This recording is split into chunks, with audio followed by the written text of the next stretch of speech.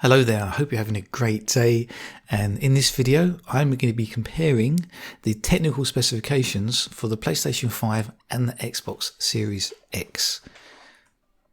Now I don't have an axe to grind because I like both companies. I've purchased both PlayStations and Xboxes over the years. They both make great machines.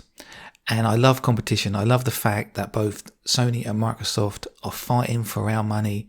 They want us to invest in their systems, in their subscriptions. And both the PlayStation 5 and the Xbox Series X look to be excellent machines. But which is the most powerful? Okay, so I'm going to be looking at the CPU, the GPU, the RAM, the SSD, and sound capabilities.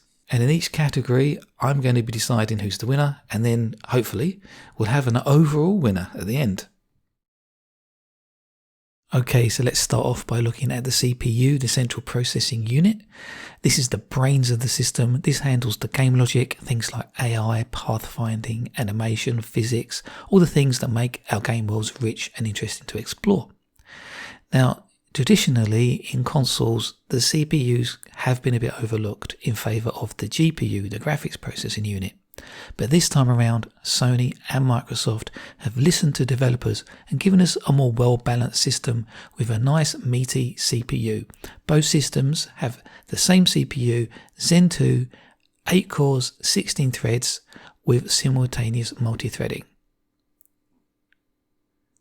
Now the real difference between the two CPUs is actually the clock speeds. There's one clock speed on the PlayStation 5 for the CPU, and that is a variable clock speed that's capped at 3.5 GHz. Now having a variable clock speed in a console is quite unusual, and I'm going to get back to this later.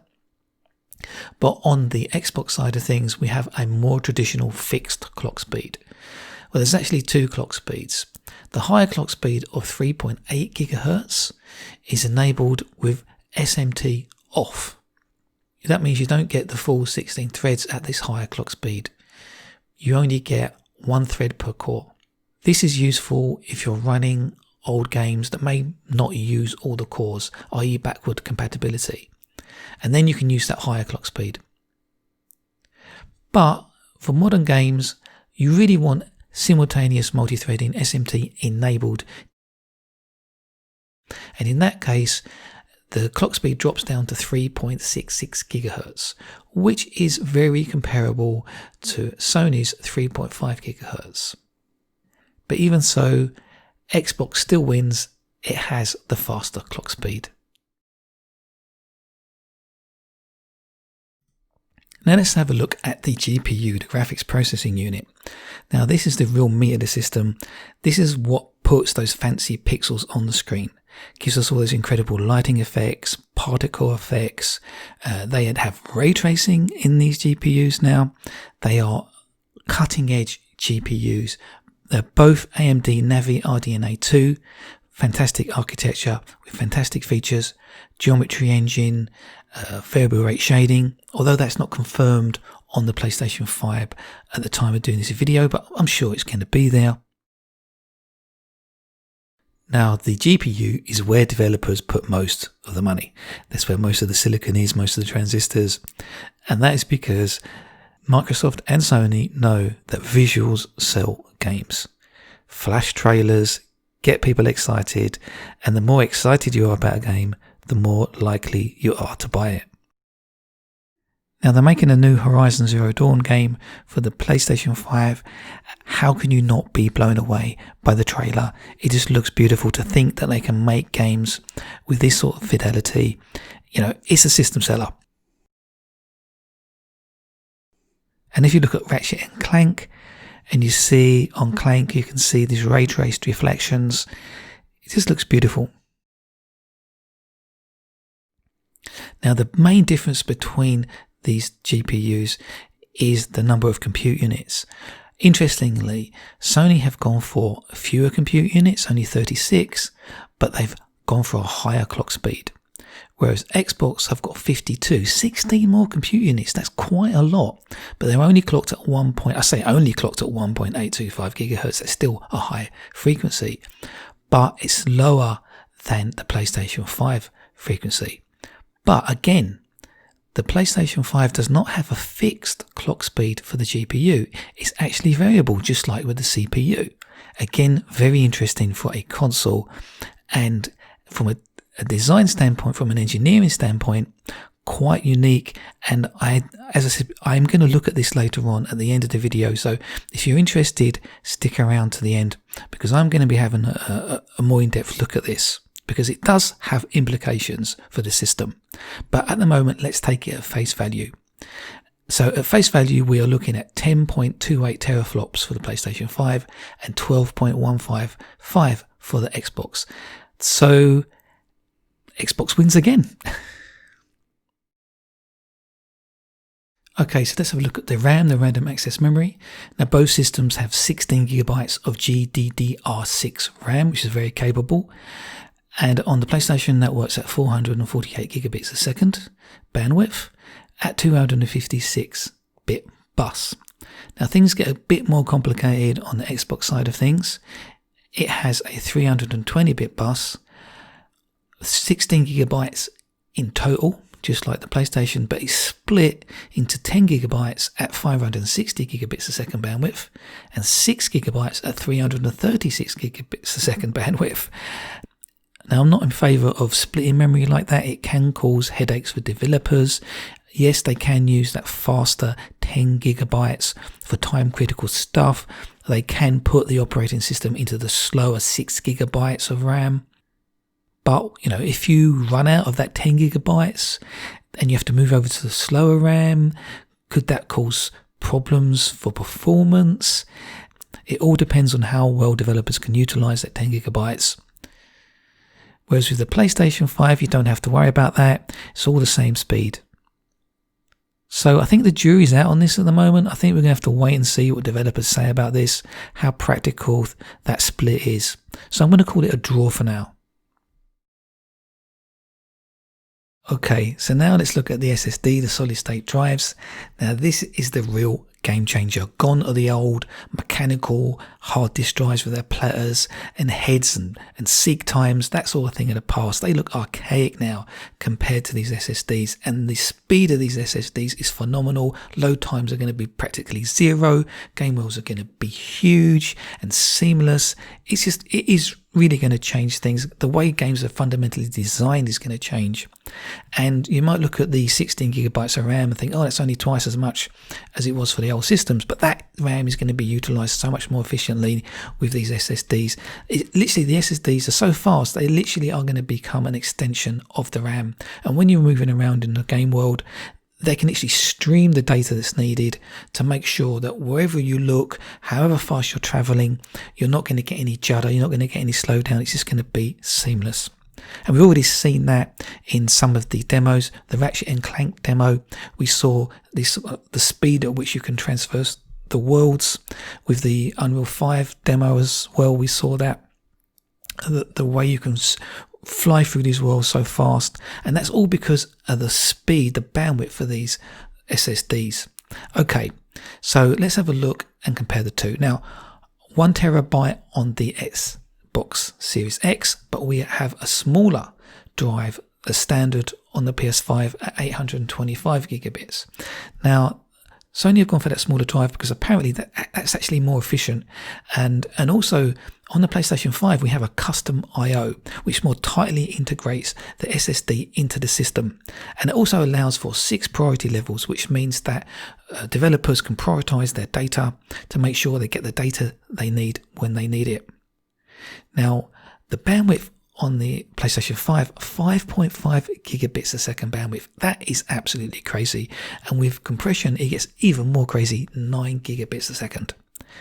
Now, on the Xbox side, it's significantly slower. It's like half the speed. Only 2.4 gigabits a second bandwidth.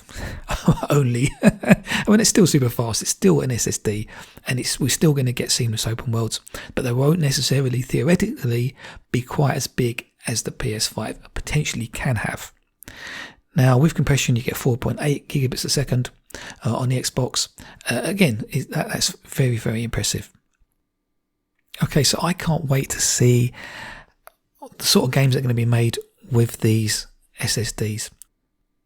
Now, SSDs can also potentially make installation sizes smaller because you don't have to keep repeating data everywhere to make sure you can stream it fast enough off a hard disk drive, because you have seek times and the sectors, and you have to make sure that the data is contiguous. That's all out the window now. You don't need data to be contiguous because there's no seek times.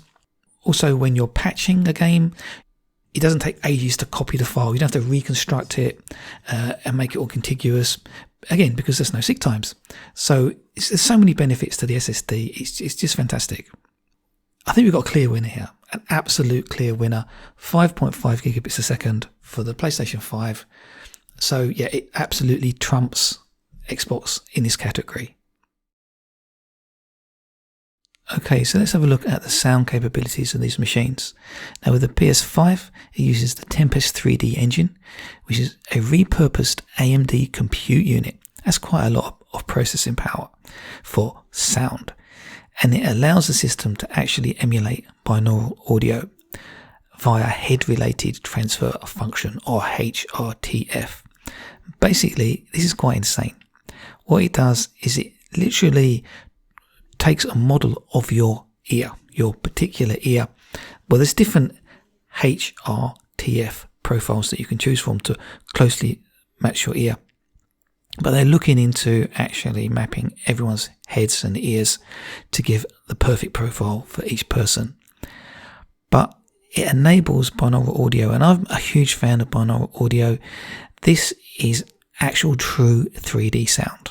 I know there's surround sound, Dolby surround sound, but they are nothing like true 3D audio that we hear in the real world. But binaural emulation will actually take us much closer to that than ever before.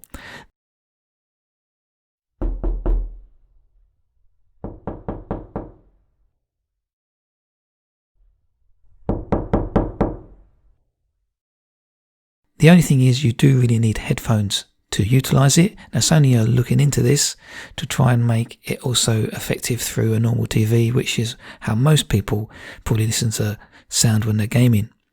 But it's incredibly exciting stuff. I think it is. So for me, this is a huge plus for Sony. Now on Microsoft's side, they have Project Acoustics, which uses GPU-based audio ray tracing. Now PlayStation 5 can do this as well. It can actually use the ray tracing to ray trace audio, which sounds a bit strange, but it allows you to do occlusion, so you can occlude sounds based on, if it's behind a wall, so you can actually have sounds more realistically placed in the game environment using sort of the intersect engine of the ray tracing. But with the repurposed compute unit, I think this is a clear win for the PlayStation 5. Okay, so now for VR, virtual reality. Now I know this really hasn't got anything to do with the system power as such, but for completion's sake I wanted to include it because I think it is relevant. I'm still interested in VR. I didn't invest in VR in the PS4 because of all the wires. It was a kerfuffle to set it up. But with the PlayStation 5 VR 2, I'm sure they've learned a lot and it's going to be well integrated into the system. The 3D audio is already there. You need 3D audio for VR. It's already built into the PlayStation, so that's a plus. Now, on the Xbox side of things, they're not interested in VR. They're not supporting it. So if VR is something that interests you, then yeah, that is something to consider when you're buying a system. So for VR fans out there, that's a win for PlayStation, obviously. Now, again, for completion's sake and just to round things off, I wanted to talk about the fabrication method. Both systems use 7 nanometer MOSFET fabrication, so that they're actually creating these dies down to like 7 billionth of a meter. It's just crazy that they can do that. I mean, the engineering is just phenomenal. I think they're actually down to like 5 nanometers now. That's the next one they're going down to. But this means that they can have the same amount of transistors in a lot of a smaller space, which means that the silicon generates less heat. So even though these systems are incredibly powerful, they can still hopefully manage the thermals. And that's actually what I'm going to talk about next. I'm going to talk about the thermals of these systems. As I mentioned earlier, the PlayStation is taking a very interesting approach with these variable clock speeds. So, I promised I'd talk about this, and from an engineering standpoint, it's fascinating. So yeah, let's get into it. Now, when it comes to managing the thermals, the amount of heat that these systems are creating, that's a real challenge for the engineers. Now, Microsoft has taken a more traditional approach. They've got fixed clock speeds. So based on load, they let the power consumption fluctuate, which means their thermal solution has to cope with quite a range of temperatures. This can lead to systems getting very warm and lots of fan noise. Now, Microsoft seem to have invested a lot of time and effort into making a very efficient cooling system. They've got a big fan, a vapor chamber, and they actually appear to have based the design of the system around this cooling. Now, Sony, on the other hand, have taken a very different approach, quite a unique approach. Mark Cerny, who's the lead architect at Sony, and his team came up with the idea of actually having a set power consumption. And then, rather than varying the power consumption based on load, they varied the clock speeds based on load. Now, this is quite unique, and exactly how it's going to work out, we'll have to wait and see. But Mark Cerny's a very clever guy, and I'm sure his team have thoroughly tested this, and it's obviously a viable solution. Now, Mark did a talk on his sort of approach to the design of the PlayStation 5. It was really interesting, and he produced some slides for that. And here's one of the slides, and it shows you that the system is actually very deterministic. It actually predicts what's going to happen with regard to load.